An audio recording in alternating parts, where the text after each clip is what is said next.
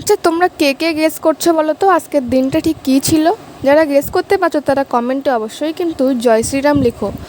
তো আজকে ছিল রামনবমী, তো এখানে দিদা আর বুনু সন্ধ্যা আরতি শেষ করে প্রণাম করছে, আর আমি ঠিক সেই সময় গিয়ে ভিডিওটা ক্যাপচার করেছি। তো আমি চলে এসেছিলাম সেদিনকে মামার বাড়িতে পুজোটা একটু এনজয় করতে। তো অনেকে হয়তো জানো যে এই সময় বাসন্তী পুজো আর অন্নপূর্ণা পুজো চলছে। তো আমি প্রতিবারই মা বাড়িতে চলে আসি, কারণ এই যে হরিশপুর বা বসিরহাট লাগোয়া যারা আছো তারা জানবে যে হরিশপুরে এখানে পুজোটা বেশ দারুণ বড় করে হয়। তো প্রথমেই আমরা চলে গেলাম অন্নপূর্ণা ঠাকুর দেখতে। তো এই যে অন্নপূর্ণা ঠাকুর কেমন লাগছে বলো কিন্তু। আর সাথে আমি এই যে এমনটাই সেজেছি, আসলে গরমে একটু সিম্পলি সেজেছিলাম। আর এখানে দিচ্ছিল পরমান্ন, তো আমরা সবাই মিলে একটু খেয়েও নিলাম। আর এখানে পরপর আছে আমার দিদা, আমার মা আর মামি আর বুনু। এখানে বুনু আমার কাছ থেকে চাইছিল আইসক্রিম, ও নিজেরটাও খাচ্ছিল আর সাথে আমার কাছ থেকেও আইসক্রিমটা ওর খেতে ইচ্ছা করছিল। তারপরে আমরা বেরিয়ে পড়েছিলাম টোটো ধরে বাসন্তী ঠাকুর দেখতে। তো এই যে আমাদের বিদ্রোহী ক্লাবের প্যান্ডেলটা কেমন হয়েছে কিন্তু অবশ্যই বলো। আর যারা যারা এই বিদ্রোহী ক্লাবের পাশে আমার ভিডিও দেখছো তারা কিন্তু কমেন্ট অবশ্যই করতে ভুলো না। আর এখানে চলছিল একদম লাইভ পারফরমেন্স। তো এখানে এসছিল একটা দারুণ সিঙ্গার, সেটা পরে বলবো কে এসছিল। তার আগে তোমাদেরকে দেখিয়ে দিই বাসন্তী ঠাকুরটা। তো এই যে একদম গোল্ডেনের ওপর ঠাকুরটার ডিজাইন রেখেছে, তো কেমন লাগছে কিন্তু অবশ্যই বলো। তো এখানে গিয়ে দেখা হয়ে গেছিলো আমার এই যে ছোট্ট বনু সৃজিতা। তো এর সাথে আমি প্রচুর গল্প করেছিলাম আর প্রচুর ঘুরেছিলাম। তারপরে কার সঙ্গে দেখা হলো এবার তোমাদেরকে দেখাই।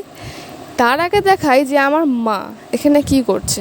আসলে আমার মা এতটাই কথা বলতে ভালোবাসে যে যাকেই পায় না কেন তার সাথে কমসে কম তোমরা জানো অবশ্যই যে রামনবমীর দিন ঠিক কতটা গরম পড়েছিল। তো আমি এখানে ফ্যানের সামনে দাঁড়িয়ে একটু হাওয়া খেয়ে নিচ্ছিলাম, তো দারুণ লাগছিল। তারপরে দেখা হলো এই যে, বলো তোমরা একে কে কে চেনো। এর সাথে দেখা হয়ে গেল আর প্রচুর ফটো তুলেছি, আর আমি সেই পাকে একটু পোজও দিয়ে নিয়েছি। তো তারপর ছোটোখাটো একটু মেলা বসেছিল, মেলাটা ঘুরলাম। মামি আমাকে দুটো কানের কিনে দিয়েছে, সেগুলো কেনাকাটি করার পরে গরমে আবারও একটা আইসক্রিম খেলাম, যেটা আমাকে সিঁড়িতে খাওয়ালো। তো আইসক্রিম খাওয়ার পরে এখানে চলে এসেছিলাম পারফরমেন্স দেখতে। আসলে এমন একজন এসেছিলো, তার গান যদি আমি না শুনি সত্যি অনেকটা আফসোস থেকে যাবে। তো তোমরা হয়তো অনেকেই চিনবে, 2019-এ সারেগামাপার ফাইনালিস্ট সুমন মজুমদার এসেছিলো এখানে পারফরমেন্স করতে। তো আমি এখানে ওয়েট করছিলাম কখন সে আসবে স্টেজে, আমি তাকে দেখব। আর এখানে যে গানটা হচ্ছিলো না, সেই গানটা আমার অসাধারণ লাগে, কিন্তু আমি শোনাতে পারছি না, সরি, কারণ আমার কপিরাইট চলে আসবে, বুঝতেই পারছো। তো এখানে আমি অলরেডি ক্যামেরা ধরে দাঁড়িয়ে আছি, সে আসবে কখন এই অপেক্ষায়। তো তোমরাও আমার সাথে ওয়েট করো, আর একদম পুরোটাই এন্ট্রি থেকে তোমাদেরকে আমি দেখাবো, তো দেখতে থাকো।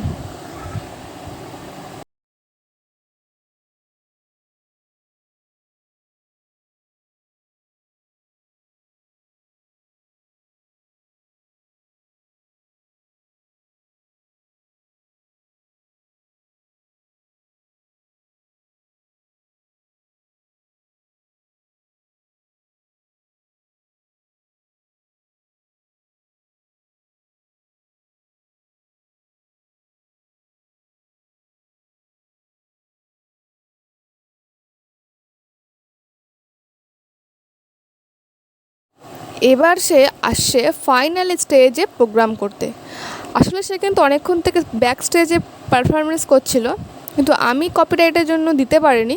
কিন্তু এইবার ফাইনালি অপেক্ষার অবসান ঘটিয়ে সে আসছে। ওই যে দূরে দেখতে পাচ্ছ যে সে অলরেডি হাত নাড়াচ্ছে।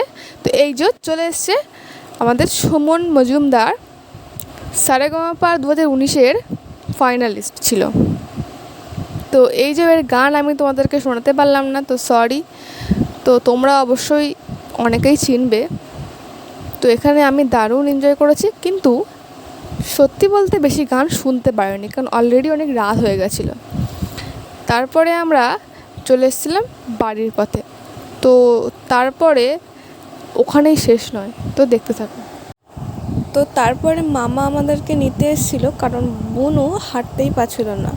তো আমি, মামি, মামা আর বোনও বাইক করে অলরেডি বেরিয়ে পড়েছি। তো যেতে যেতে হঠাৎ করে মনে হলো যে আমাদের কিন্তু একটা ঠাকুর মিস হয়ে গেছে।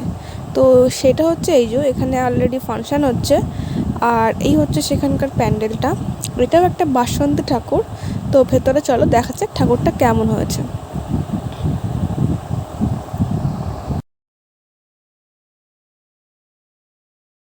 তো ঠাকুর দেখা কমপ্লিট হয়ে গেল। তো বাইরে এসে দেখলাম এখানেও কিন্তু সেই সময় প্রোগ্রামটা হচ্ছিল। তো এখানে বলতে গেলে প্রতিটা পাড়াতেই কিছু না কিছু অনুষ্ঠান হয়ে আছে। তো এখানে এসেছিলো জি বাংলা সিরিয়ালের গিনি বলে কেউ আছে, তো সে এসেছিলো।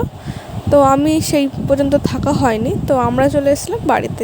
তারপর বাড়িতে এসে বুনু আমাকে বললো এই গিফটটা খুলে দিতে। আসলে ও ছোটো, খুলতে পারছিল না, তো আমি বসেছি এই গিফটটা এবার আনবক্সিং করতে। তো আমার কিন্তু দারুণ লাগছিল, কারণ আমার ছোটোবেলা থেকে এই যে পুতুল, রান্নাবাটি এগুলোর প্রতি একটু আলাদাই টান ছিল। আর শুধু ছোটোবেলায় নয়, এখনও যদি আমি সুযোগ পাই তো খেলাধুলো নিয়ে বসে পড়ি। তো আমার এই ছোটোবেলার বারবি ডল এখনও আমার বাড়িতে গোছানো আছে। আমার দারুণ লাগে এগুলো নিয়ে খেলাধুলো করতে। তো তারপরে ড্রেস চেঞ্জ করে নিয়েছিলাম। তো বাই বাই, সাবস্ক্রাইব করো, আর ভালো লাগলে লাইক, কমেন্ট আর শেয়ার করতে ভুলো না। তো বাই বাই।